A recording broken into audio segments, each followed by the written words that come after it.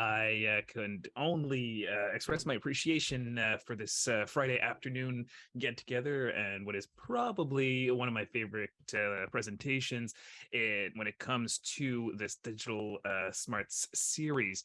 We're going to be talking about navigating online information, and of course, we're talking about something a little bit more than just going on to Google and reading the next Wikipedia page. We're going to talk about the value of that information, which I take greatly to heart. I've always thought it was wonderfully important. I have in the past been a teacher in the high school level, and I'm pretty sure this was one of the values that I most look forward to inculcating with the students. But beyond that, we've already mentioned if at any point you guys have any questions, of course, during the presentation, I really enjoy that level of dynamism that we can get online through these discussions a little bit more easily than any other way. So please, if you do have anything, any clarifications, any worries, anything you need me to repeat, because sometimes we do go through the fairly dense level of information, go ahead. I'll be happy to clarify to work out the issue or any of the concerns. That being said, so that we can get into that level of discussion, I'm going to start sharing my screen now so that we can move forward with today's presentation. Pardon me.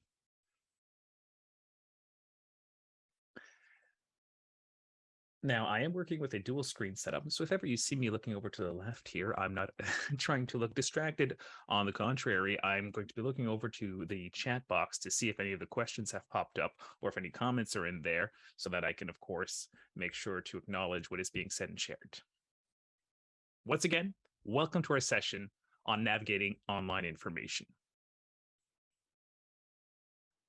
Now, before we get started, I'd like for you to think for a minute about what you're hoping to learn from this workshop.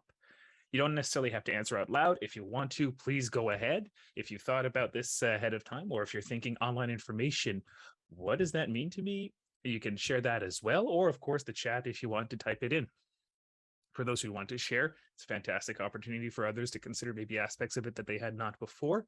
Otherwise, it's just a great occasion to clarify for ourselves what we expect. Now, what are some kinds of information you look for online? What are some of the things you have trouble finding? What would you like to learn more about when it comes to finding things online? The internet is an absolutely amazing source of information. Almost anything you might want or need to know is out there. The problem is that there's so much of it that it can be hard to find what you're looking for. It can also be hard to tell whether or not you can trust what you found. The good news is, it's not that hard to learn some simple things that will make both of those last points a lot easier. And on a personal level, I can totally attest to having integrated some of these practices and now having an easier time in finding information that I find necessary in my day-to-day operations. At the end of this workshop, you will know how to find good information on search engines like Google, use different sources of information like Wikipedia, judge whether what you see on social networks or sites like YouTube is reliable or not, and choose the best online source for different kinds of information. Now, normally, of course, we'd have a poll at this point where we'd be asking people a couple of questions through their browser. But seeing as we are offering this workshop online, I'm just going to ask the question about our familiarity with devices that we're using. Again, you can keep it for yourselves or you can share it if you'd like. But with the device I'm using, how comfortable am I finding that information that I want to get to online? Do I find that I can reliably head to the websites where I know that information can be found? Am I using my own device or somebody else's? And how does that change my level of comfort? Now, we mostly get online information from four kinds of places. First, from search engines like Google, DuckDuckGo, from social networks like Facebook, from sharing sites like YouTube or Pinterest, and from encyclopedias like Wikipedia.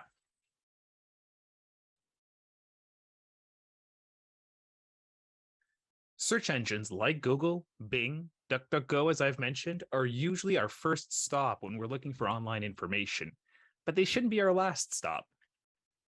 That's because the results you get aren't organized by which are more accurate or most accurate, even. They're sorted by which are most relevant to your question. Sometimes the result Google thinks is the most relevant is wrong or misleading. For example, the top result for the question, "Who built Stonehenge?" is a link to a good article, but the part of the article that's highlighted here is describing an old and wrong theory. As well, the top results of any search are often ads that people have paid for you to see. What answers you get from a search engine also depend a lot on what questions you ask. Even small differences in the question can make a big difference in the result. If we ask how many colors are there, the top answer is 10 million, even with an explanation. If we ask how many colors are there in the rainbow, it's just 7. Now, this may seem like a basic question, but of course, seeing as how widely the results vary, we understand the importance of even formulating those most basic questions that we have. So don't think of Google as a way of getting one answer. Skip the box at the top and take a look at the links and samples further down instead. A search engine gives you links to other sources, but it's up to you to choose which ones are up to date and reliable. Because search engines give you the results they think are the most relevant to you, you need to be careful how you word your searches. If you ask if pancakes are better than waffles, for example, you'll get results that say pancakes are better than waffles. If you search for the opposite, you'll get opposite results. Instead, word your search as plainly as possible so that it's not weighted towards one side or the other. Here we have the example: pancakes, waffles, better.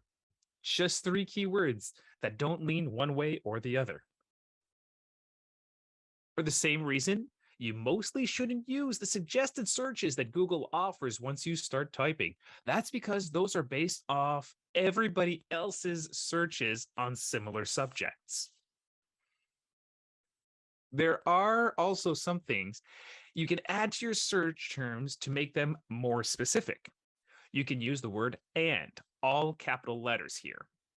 So the reason they're all in capital isn't just because it looks good in that logo in the corner. It's because it's important to use it because Google will recognize it as a particular search criteria. Or the plus sign to show that results have to include 2 or more items. If you wanted to get information about raptor birds and not the Toronto Raptors, you can search for raptors and bird.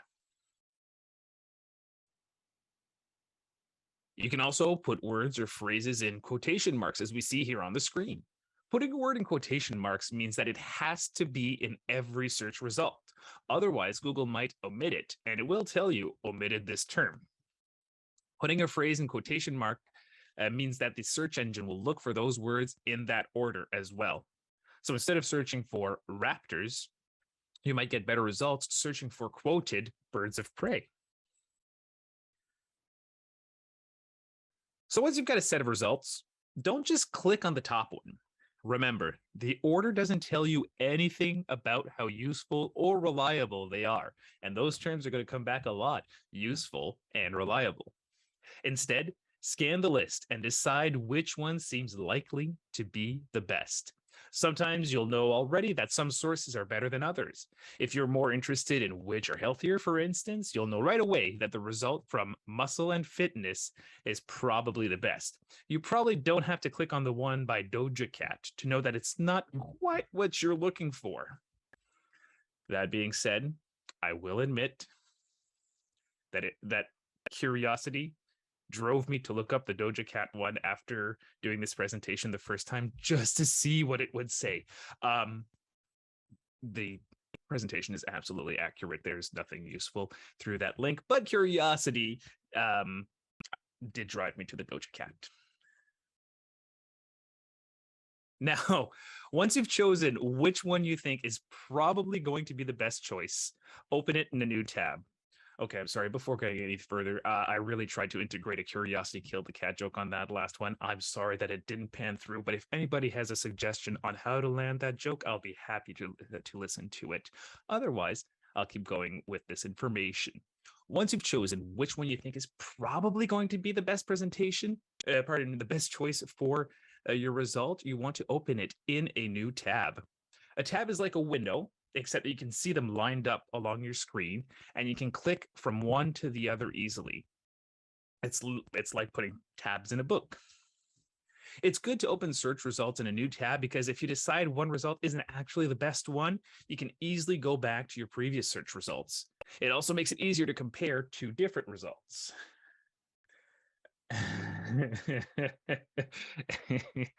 Thank you very much for that one. That makes my day.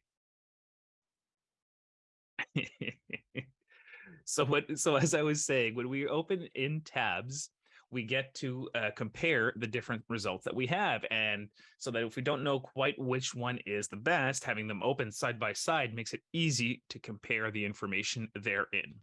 So to open a link in a new tab on a PC, we want to click with the right mouse button so that this window appears as on screen, and click on the Open Link in New tab.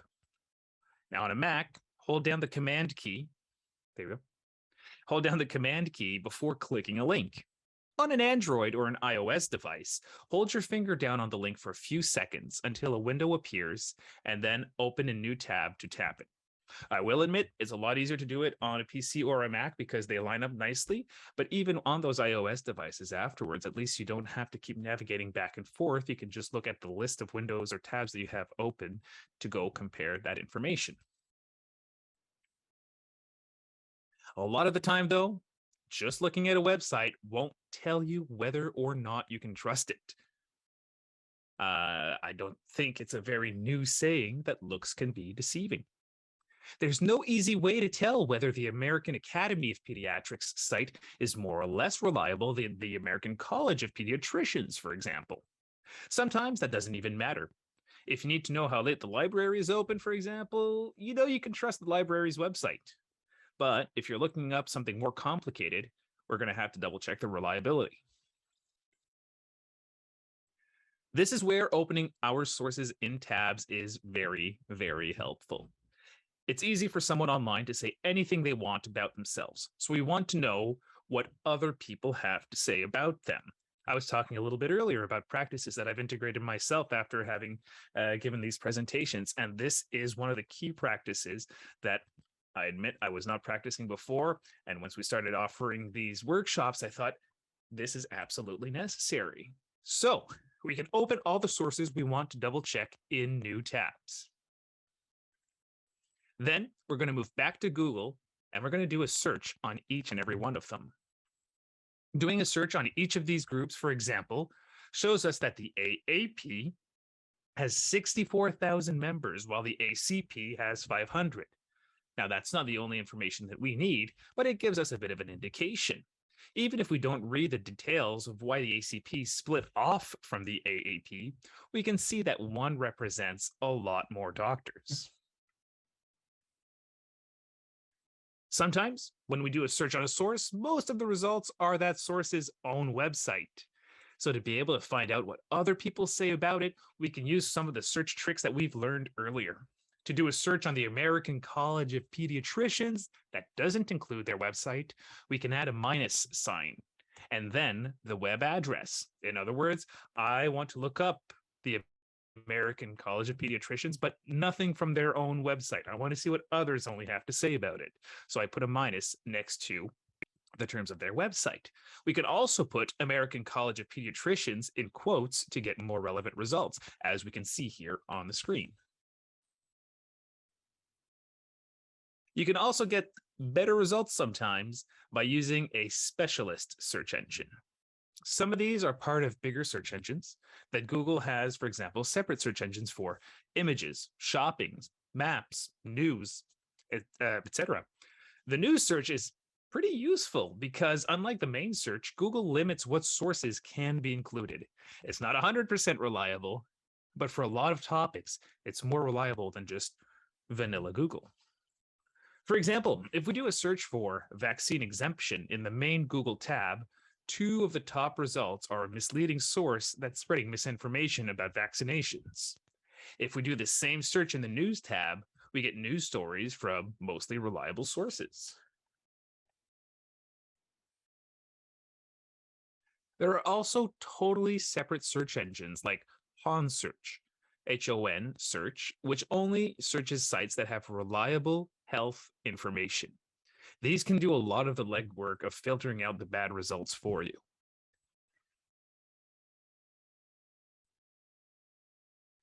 Now, normally we'd have a little bit of a quiz here in order to look back at the information and see how we've integrated.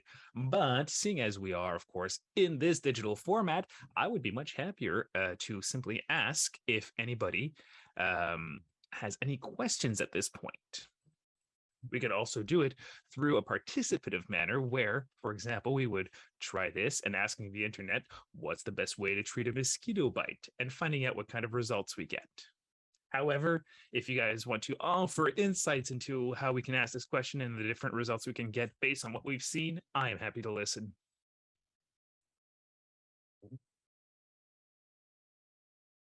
Now, compared to a lot of chat boxes, I do believe Zooms does not show me when someone is typing, which means I'll just take a quick second here. And if I don't see anything appear and you are typing, I'm sorry, I will make sure to double check again, and we will go back to that question or comment.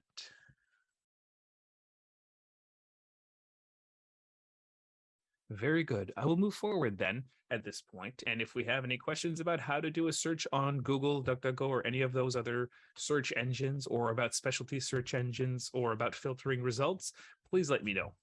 I know that we move quickly through these topics. Okay. Wikipedia is the most well-known online encyclopedia. Encyclopedia. There are some old-style encyclopedias online, like Britannica.com, but mostly encyclopedias that are made by their users, like Wikipedia is. So Wikipedia is good for getting basic information about things you don't know that much about. I use it all the time because there's a lot of stuff I don't know about. But it's not as good for things that are happening right now, current events like news stories. It's also not as useful for topics that not many people are interested in because since it is user-based articles, now they have a whole bunch of codes and policies in place for writing these articles. Those that get the least attention, of course, are the least regulated, as well as the least written by multiple sources. Wikipedia articles are written by volunteers, after all. So how good a Wikipedia article is depends on how much work those volunteers have put into it. The article on the Toronto Raptors, for example, is many times longer than the one on the little-known dinosaur, Linniraptor. That doesn't mean that the article on the Linniraptor isn't accurate, but it does mean that it has a lot less information and that if somebody added something that wasn't right, it would take longer for other users to spot it and to change it back.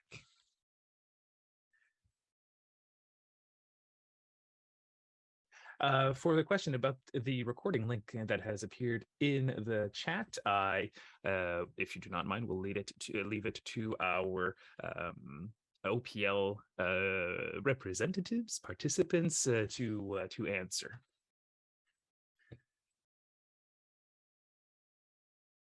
So, about Wikipedia, and at this point, it's a bit of an anecdote. I remember when I was taking a class on how to do research. And we had a librarian, wonderful fellow, come in. He's actually on the Wikipedia board, and he was showing us, excuse me, just how these changes cannot be caught quite so quickly if you go to a less well-read page. And he lands on an article about Rio anyways, and he changes just one word. And I'm guessing he's used this example a lot when he's presented in the past, because as soon as the word appeared, I remember this banner appearing across the article saying, please make sure to use Wikipedia responsibly and not make any hasty changes. We are here for the sharing of information, etc., etc. So even as a pedagogical tool, we want to make sure to be careful with what we're reading, because of course the examples that we might want to give will lead to others perhaps reading that article and the information not being changed in time. So when Wikipedia, pardon me, users notice something wrong with an article but aren't able to fix it right away, they will warn readers by adding a cleanup message. Cleanup messages don't necessarily mean an article is unreliable, but they are a sign that you need to check other sources just to be sure.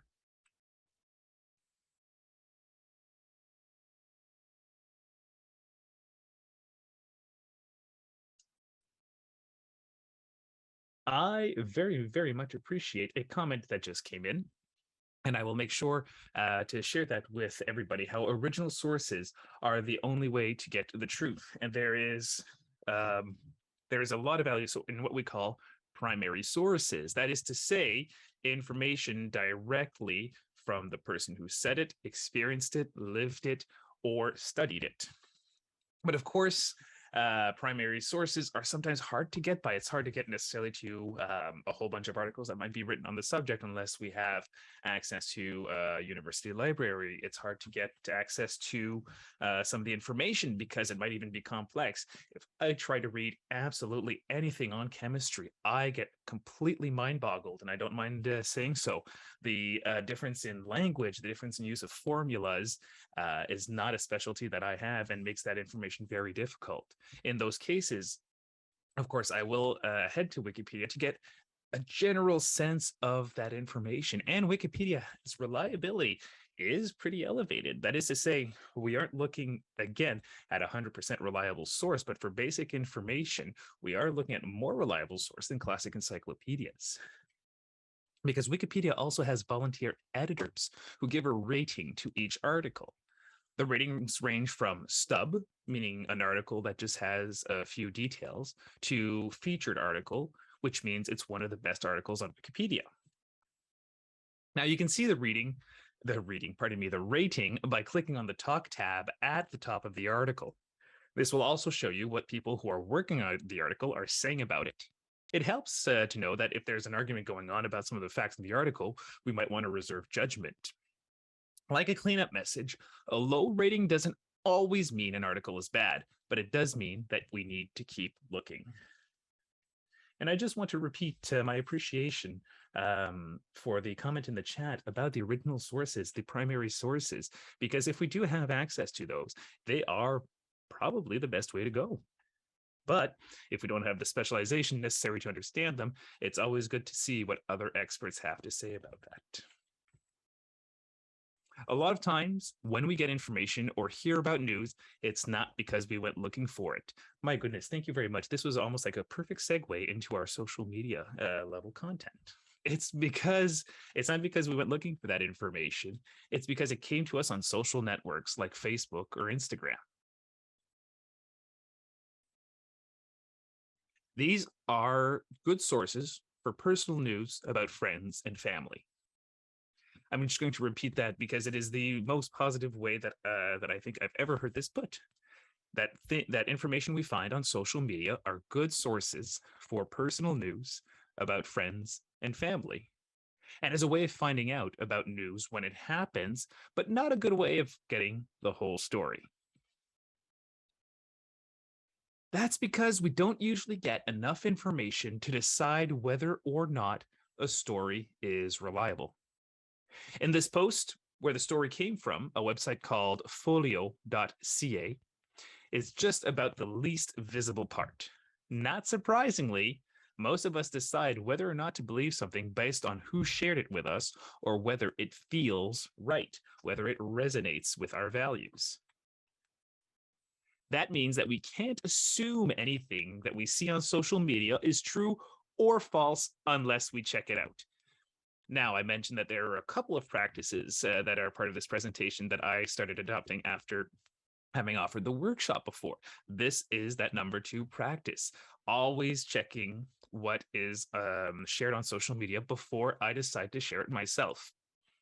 Even if we can tell that the source is reliable, like, let's say, the stories from Forbes and the CBC, we need to click through and read them to see that the first one is actually more than a year old, and the second is more of an opinion piece than a news story, and that way we know what we're sharing. If we don't recognize the source as being reliable, or if we want to make sure that even if the source is reliable, I want to double check that information, we have to do the same thing we did with Google earlier. Do a search to see what we can find out about those sources. There isn't a lot of information about folio.ca online, but the official University of Alberta site tells us that its purpose is to share expertise from the University of Alberta. That tells us that while you might not want to make it your only source, and that's a very responsible choice, since it only has stories that connect to the university in some way, the stories it does publish are probably going to be accurate. After all, otherwise they would reflect poorly on the university. Another way to check a news story that comes to you from social media is to search for it on Google News. That'll show you whether other news sources are covering it. If they're not, it might be a sign that the original story isn't true. This tweet, for example, about a helicopter crash says its source is the Associated Press, but it doesn't give you a link to the story. When we do a Google News search, we see that several reliable sources have actually confirmed that news as being true. So I will go back to the comment that was made in the chat a little bit earlier. We saw someone say that the Associated Press had published this story, but we went to find out the original source, which was not a Twitter post, but the actual stories that were published. Because social networks are all about sharing, we also have to be careful about what we share. After all, our friends and family trust us and count on us to share good information the same way that we implicitly trust friends and family usually for sharing good information, which is why we share more easily when it comes from them. Pardon me, usually. So make sure you double check before sharing anything on social networks. Besides, the other steps that we've looked at, pardon me, besides those steps, you can also use fact-checking sites like Snopes.com to see if anything or anybody has debunked a story before you share it. You can search Snopes the same way you search Google by using operators like and in your search, putting phrases in quotation marks to make your search more specific, using a negative to exclude certain terms. Now, another place a lot of people get their information from is sharing sites like YouTube and Pinterest. These are great. And I mean, fantastic. I love them myself for how-to videos and other practical information like guitar tutorials, recipes, opinion pieces, entertainment. But they're not very good for anything more complicated like news or health information. Because anybody can post things on these sites. Some topics may have more bad information than good. If you look up pyramids on Google or Wikipedia, for example, you'll mostly get good information. The same search on YouTube mostly gives you videos promoting theories that nobody who studies these topics actually believe.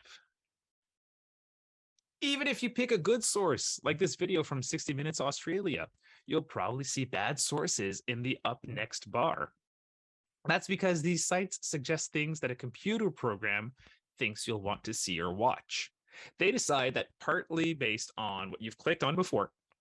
Like social media networks, they mostly try to keep you interested long enough to see advertisements because that's how they make their money. And those computer programs have learned that people watch extreme and scary videos for longer than ones with actual good information.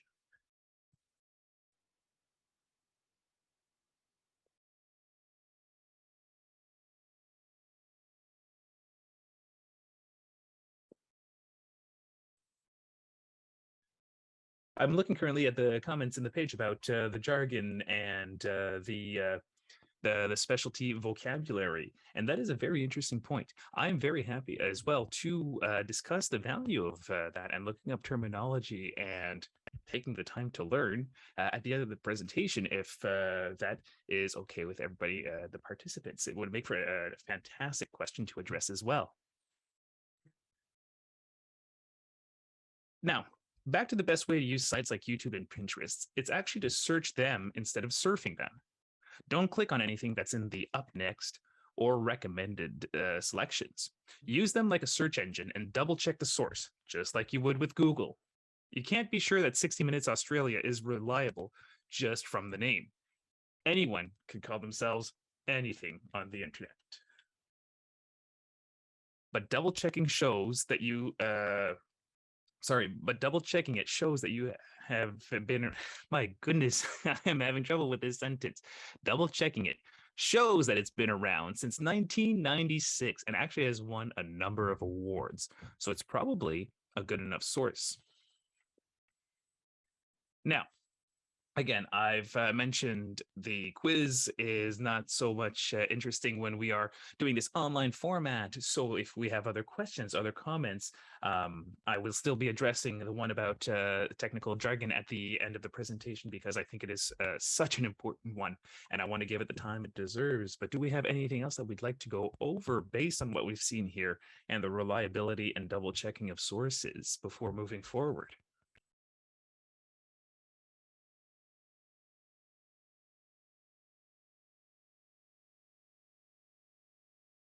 Oh, that is a very, very good one. Okay.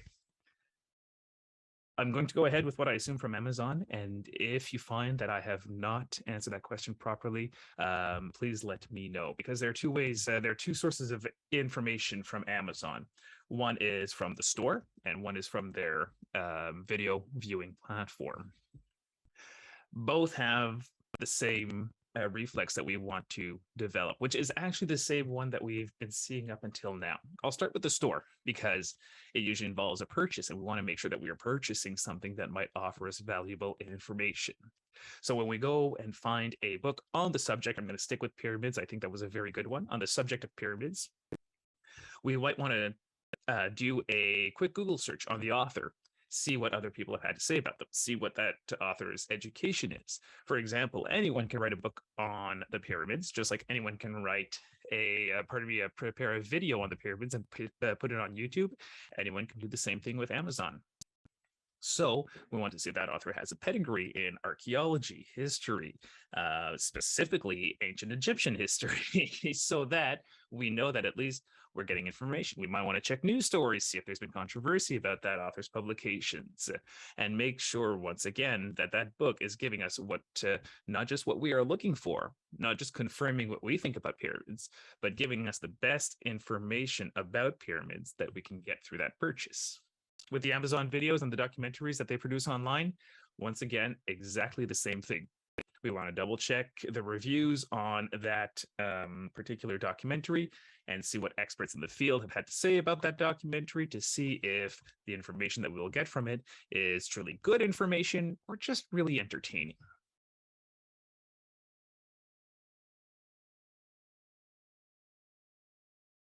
Now, we're almost done the workshop, and we've had the opportunity to ask a couple of questions, and we've had the opportunity to look at a lot of material. We just used Amazon as an example of applying those skills we've seen onto a platform that does not necessarily work the same way that other platforms do. Now, of course, this applies to other video platforms like, there we go, um, like Netflix or any of those other streaming services.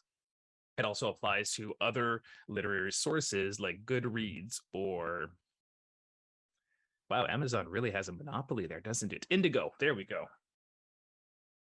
Where we don't want to just look at the reviews on the products themselves, but what other people off of the website have had to say about those products.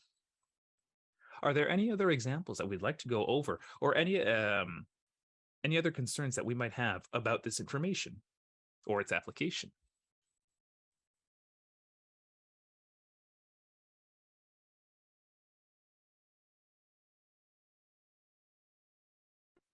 Now, again, I know that I can't see when people are typing, and I haven't quite given long enough for a question to appear. So I will move forward with the rest.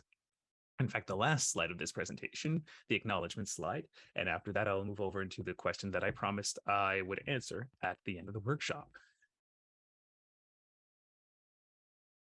The Digital Smarts series touches on a number of fundamental and slightly more advanced skills for online shopping, addressing information, being a parent online, for navigating good sources, for, and when I say online shopping, I mean also what it means to find good websites that are trustworthy.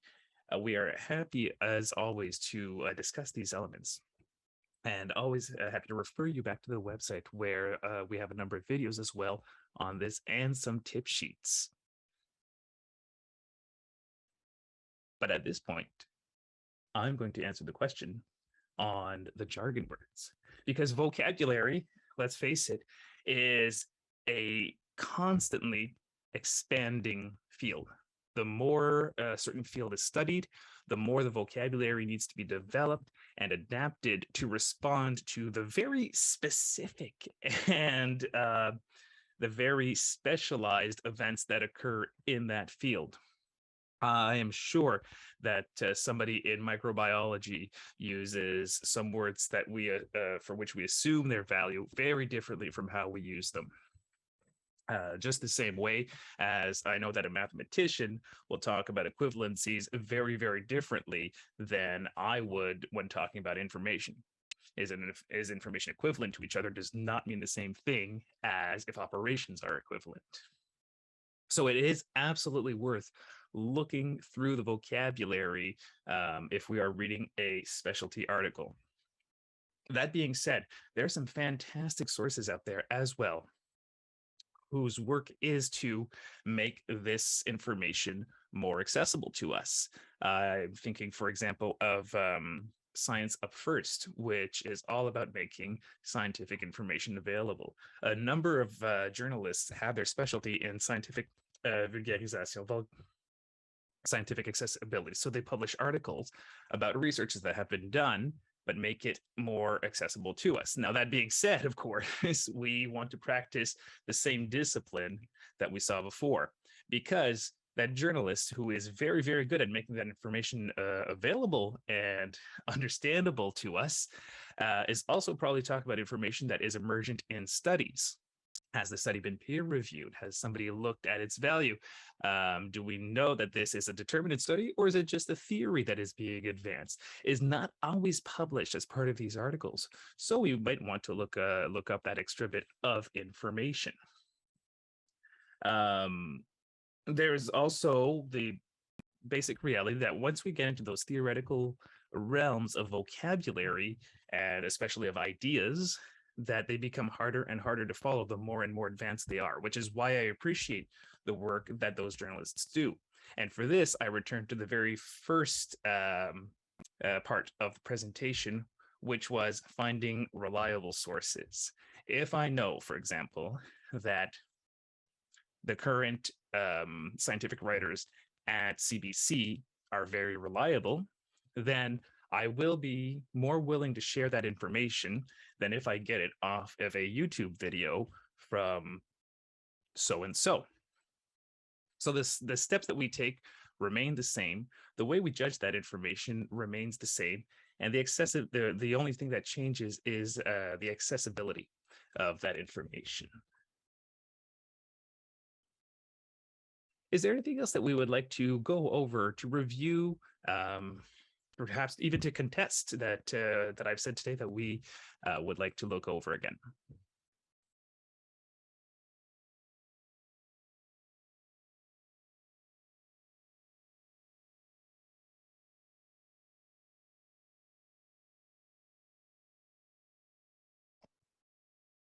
Okay, at this point, I will stop sharing my screen.